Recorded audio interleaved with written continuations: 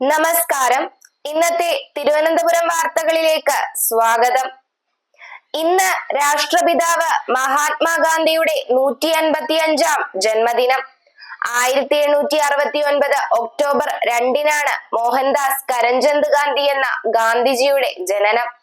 കരംചന്ദ് ഗാന്ധിയുടെയും പുത്ലിഭായിയുടെയും പുത്രനായി ഗുജറാത്തിലെ പോർബന്തറിൽ ജനിച്ച MK ഗാന്ധി ഇന്ത്യയുടെ രാഷ്ട്രപിതാവായി മാറിയത് സമാനതകളില്ലാത്ത സഹനത്തിന്റെയും അഹിംസയുടെയും സമരമാർഗങ്ങളിലൂടെയാണ്.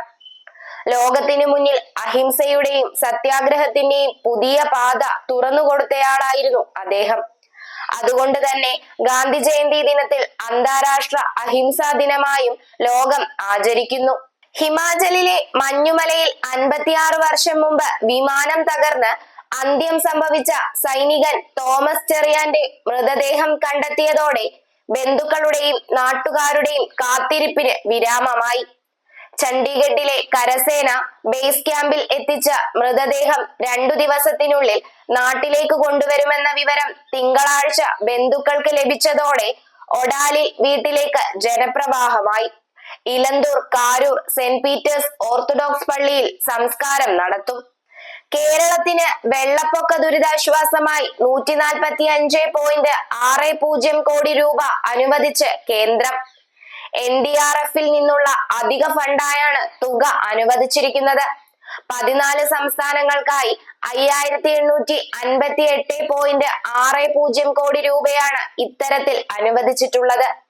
അതേസമയം വയനാട് ഉരുൾപൊട്ടലുമായി ബന്ധപ്പെട്ട് പ്രത്യേക റിപ്പോർട്ടാണ് സമർപ്പിച്ചിട്ടുള്ളത്. ഈ റിപ്പോർട്ടിന്മേൽ നിലവിൽ തീരുമാനം ഉണ്ടായിട്ടില്ലെന്നാണ് വിവരം.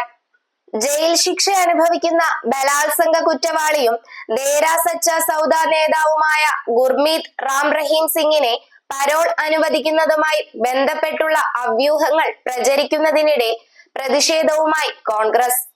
2 വർഷ കാലയളവിനിടെ 10ാമത്തെ തവണയാണ് ഗുർമീത് റാം റഹീമിന് പരോൾ അനുവദിക്കുന്നത്. ഹരിയാനയിൽ നിയമസഭാ തെരഞ്ഞെടുപ്പ് നടക്കാനിരിക്കെയാണ് ഗുർമീതിന് പരോൾ അനുവദിക്കുന്നതെന്ന് കോൺഗ്രസ് സംസ്ഥാന യൂണിറ്റ് ചൂണ്ടിക്കാട്ടി. മൃഗശാലയിൽ നിന്ന് പുറത്തു ചാടിയ 3 ഹനുമാൻ കുരങ്ങുകളിൽ 2 പിടികൂടി. ഇന്നലെ വൈകിട്ട് 4:30-ഓടെ ഒരു കുരങ്ങ് മൃഗശാല അധികൃതർ ഒരുക്കിയ മരച്ചില്ലകളിലൂടെ ആഹാരം കഴിക്കാനായി കൂട്ടിൽ പ്രവേശിക്കുകയായിരുന്നു. രണ്ടാമനെ വൈകിട്ട് 5-ഓടെ അതിസാഹസികമായി മൃഗശാല ജീവനക്കാരൻ മരത്തിന് മുകളിൽ നിന്ന് പിടികൂടി. 3ാമനെ പിടികൂടാനുള്ള ശ്രമത്തിലാണ് അധികൃതർ.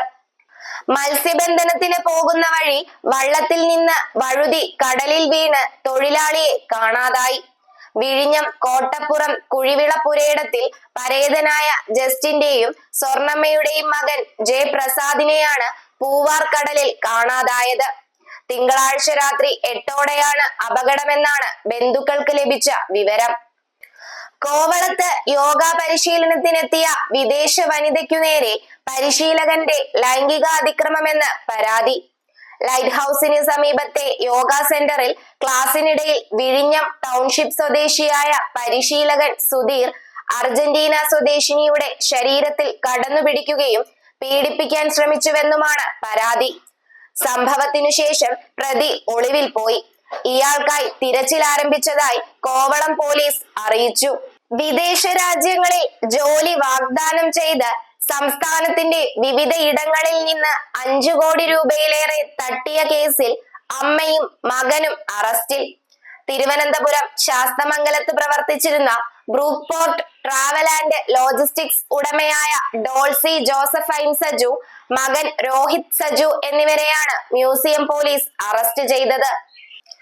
അപകീർത്തികരമായ ദൃശ്യങ്ങൾ പകർത്താൻ കൊട്ടേഷൻ പ്രകാരം നടിയെ തട്ടിക്കൊണ്ടുപോയി പീഡിപ്പിച്ചെന്ന കേസിലെ 1-ാം പ്രതി പൾസർ സുനി ജാമ്യത്തിൽ പുറത്തിറങ്ങിയ ശേഷം ആഡംബര വാഹനങ്ങളും വില കൂടിയ ഉൽപ്പന്നങ്ങളും ഉപയോഗിക്കുന്നതിന്റെ സാമ്പത്തിക സ്രോതസ്സു കണ്ടെത്താൻ പോലീസ് അന്വേഷണം തുടങ്ങി.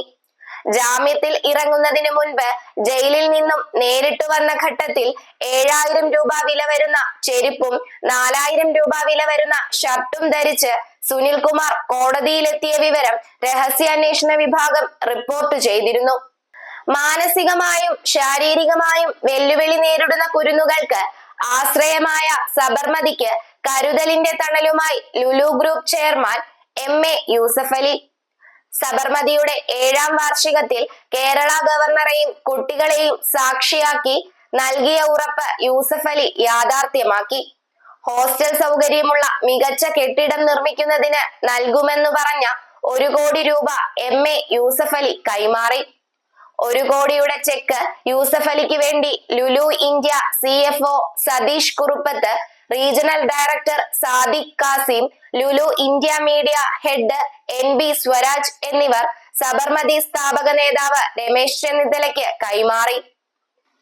വെള്ളിയാഴ്ച നിയമസഭ ആരംഭിക്കാനിരിക്കെ ADGP RSS കൂടിക്കാഴ്ച. തൃശൂർ പൂരം കലക്കൽ ഉൾപ്പെടെയുള്ള ചോദ്യങ്ങളാൽ സഭാതലം കലങ്ങിമറിയും. ഈ വിഷയങ്ങളിൽ ചോദ്യങ്ങൾ പ്രതിപക്ഷം ഉന്നയിച്ച പല ചോദ്യങ്ങൾക്കും നക്ഷത്ര പദവി നൽകാൻ നിയമസഭ സെക്രട്ടേറിയറ്റ് സമ്മതിച്ചില്ല. നക്ഷത്ര ചിഹ്നമുള്ള ചോദ്യമാണെങ്കിൽ സഭയിൽ മന്ത്രിമാർ നേരിട്ട് മറുപടി നൽകേണ്ടി വരും. വിവാദ വിഷയങ്ങളിൽ സർക്കാരിനെ വെട്ടിലാക്കാൻ ഇത് പ്രതിപക്ഷത്തിന് അവസരം തുറന്നു നൽകും.